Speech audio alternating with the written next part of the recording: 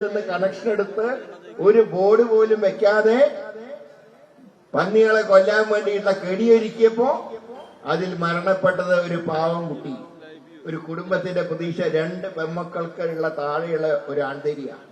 ആ കുഞ്ഞിനെയാണ് നഷ്ടപ്പെട്ടത്. ഇത് എന്നിട്ട് ശേഷം ആ ഒരു വനമന്ത്രി ഉണ്ടല്ലോ നമുക്ക്, ശശീന്ദ്രൻ, ഒന്നാമത് അദ്ദേഹത്തിന്റെ ഇരിപ്പ് കണ്ടാൽ തന്നെ മയക്കോടി ഏറ്റുണ്ടോന്നു. അതാണ് അദ്ദേഹത്തിന്റെ അവസ്ഥ.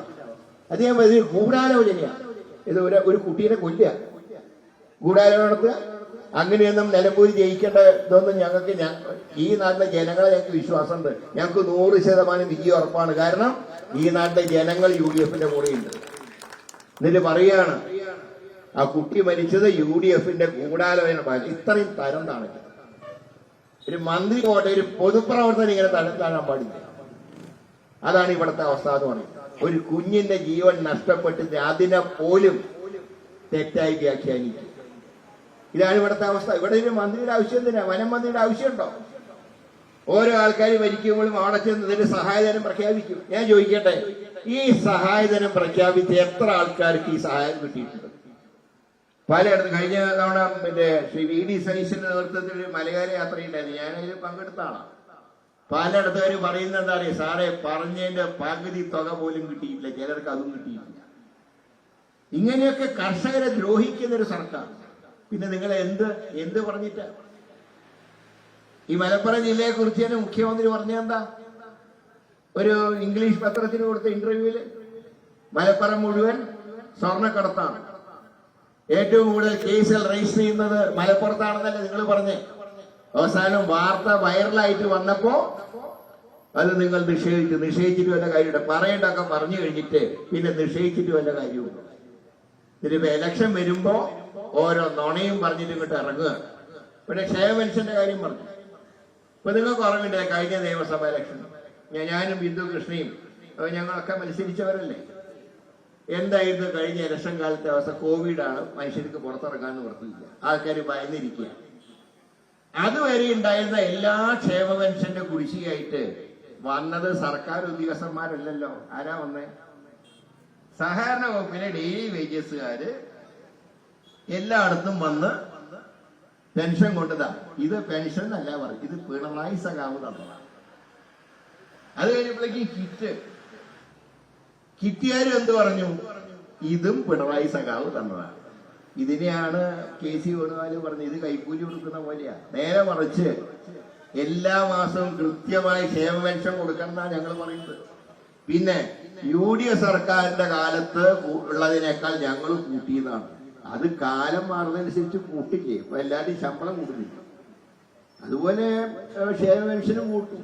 ഇനിയിപ്പോ ഞങ്ങൾ നാളെ വന്നാൽ ഇപ്പൊ 1000 കൊടുക്കുന്ന ഞങ്ങൾ നാളെ 2500 കൊടുക്കും. സംശയം എന്താ കാര്യത്തിൽ? പക്ഷെ നിങ്ങൾ അങ്ങനെയല്ല ചെയ്ത്, നിങ്ങളെല്ലാം കുടിശ്ശികയായിട്ട് വെച്ചു. ഇലക്ഷൻ വരെ 6 മാസത്തേക്ക് ഒരു കുടിശ്ശിക കൊടുക്കണം, അവസാനം ഒറ്റയടിക്കാൻ കൂടും.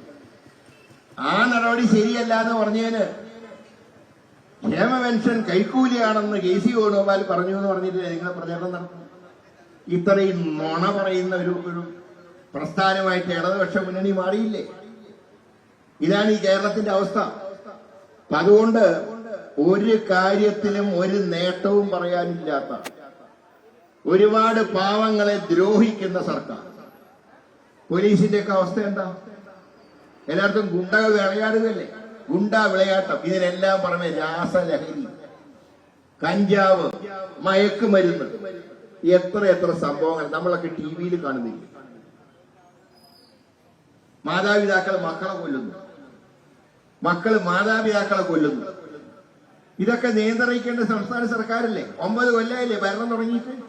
ഇവിടെ എക്സൈസ് വകുപ്പുണ്ടോ? അതിനെങ്ങനെയാ എക്സൈസ് മന്ത്രി പറയുന്നത്? എന്താ അറിയോ?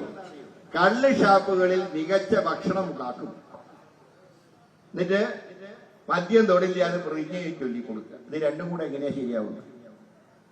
എക്സൈസ് മന്ത്രി പറയാണ് കള്ള് ഷാപ്പ് എന്ന ബോർഡ് വെച്ചാൽ ആൾക്കാർക്ക് കയറാനൊരു മടി, എന്നാൽ നല്ല ഭക്ഷണം അവിടെ കിട്ടും. അതുകൊണ്ട് കള്ള് ഷാപ്പിന്റെ പേര് മാറ്റി സംസ്ഥാന പാനീയ വിൽപ്പന കേന്ദ്രം എന്നാക്കാൻ പോവാം.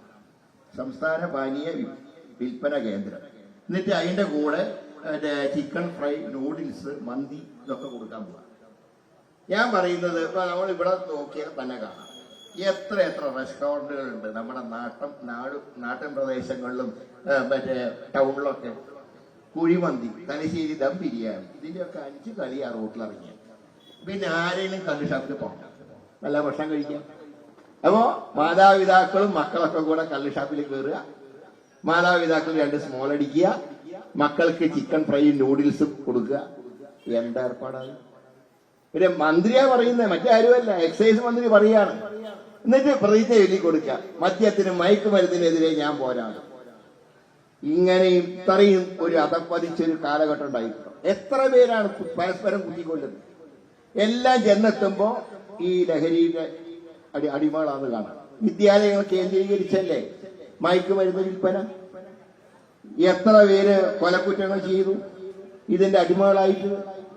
നമ്മുടെ തിരുവനന്തപുരത്ത് വെഞ്ഞാറമൂട് ഒരാള് സ്വന്തം മാതാപിതാക്കളെ കൊല്ലാൻ നോക്കി. അതിന്റെ അമ്മ രക്ഷപ്പെട്ടു, അദ്ദേഹത്തിന്റെ പിതാവ് സ്ഥലത്തില്ല, ഗൾഫിലായിരുന്നുകൊണ്ട് രക്ഷപ്പെട്ടു. സ്വന്തം അനിയനെ കൊന്നില്ലേ? സ്വന്തം അനിയനെ തലയ്ക്ക് ചുറ്റിയടിച്ചു കൊന്നു. കല്യാണം കഴിക്കാൻ പോകുന്ന അദ്ദേഹത്തിന്റെ കല്യാണം നിശ്ചയിച്ച ഭാര്യയെ ചുറ്റി കൊണ്ടടിച്ചു കൊന്നു. എത്ര സംഭവങ്ങൾ. നമുക്ക് സത്യം പറഞ്ഞാൽ TV പോലും നോക്കാൻ കഴിയാത്ത അവസ്ഥയല്ലേ ഇന്ന്. ഇതിന്റെയൊക്കെ ഉത്തരവാദി ഗവൺമെന്റ് അല്ലേ? 9 വർഷം ഭരിച്ച ഗവൺമെന്റ് അല്ലേ? എന്ന് ഒഴിഞ്ഞു കാണാൻ പറ്റുമോ? അപ്പോ എല്ലാ മേഖലയിലും ക്രമസമാധാന തകർച്ച, ഗുണ്ടാവിളയാട്ടം. ഇന്നലെ കൊച്ചിയില് ഒരു കുഞ്ഞിന്റെ മാമോദിസ ചടങ്ങിൽ ഗുണ്ടകളുടെ ആക്രമണം. അതാ ഇന്നത്തെ കാലത്തെ ന്യൂസ് എല്ലാ ചാനലിലും ഉണ്ട്. കുഞ്ഞുങ്ങളുടെ മാമോദിസ ചടങ്ങുകൾ പോലും ഗുണ്ടകളുടെ ആക്രമണം കാരണം അതിനെല്ലാം ഭംഗം നേരിടുന്നു. പിന്നെ എന്ത് വികസനം പറഞ്ഞിട്ടാ വോട്ട് ചോദിക്കുന്നത്? ഇപ്പൊ ഒരു ചെറിയൊരു ഏർപ്പാട് തുടങ്ങിയിട്ടുണ്ട്, ചെറിയൊരു ബന്ധം ഇപ്പൊ BJP ആയിട്ടുണ്ട്. നേരത്തെ ഇവിടെ തങ്ങള് ആമുഖ പ്രസംഗത്തിൽ പറഞ്ഞല്ലോ, കഴിഞ്ഞ ദിവസം ഒരു സംഭവം ഉണ്ടായി.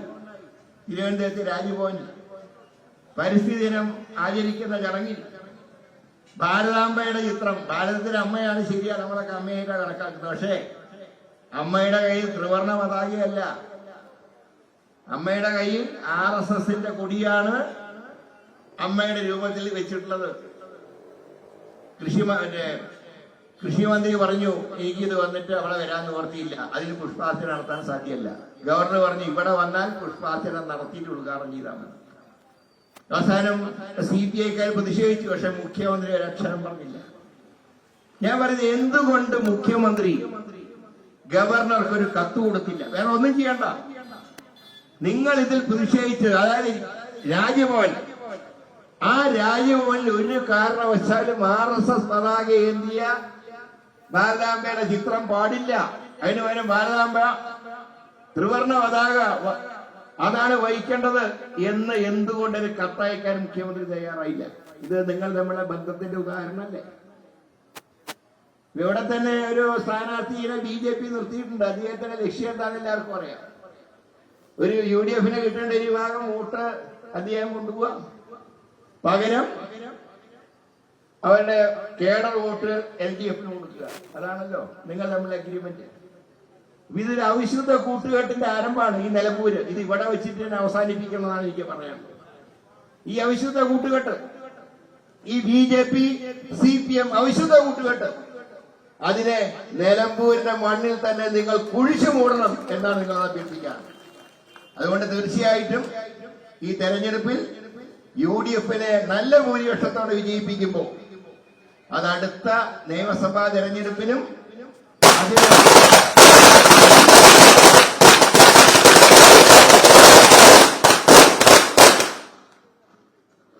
അതിനു മുമ്പ് നടക്കുന്ന പഞ്ചായത്ത് ഇലക്ഷന്റെയും ഒരു ടെസ്റ്റ് ഡോസാണ്. അത് നിങ്ങൾ വിനിയോഗിക്കണം.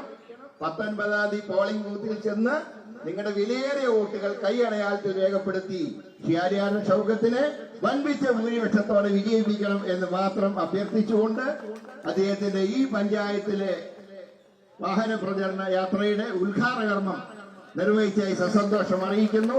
എല്ലാവർക്കും എന്റെ വിനീതമായിട്ട് നമസ്കാരം.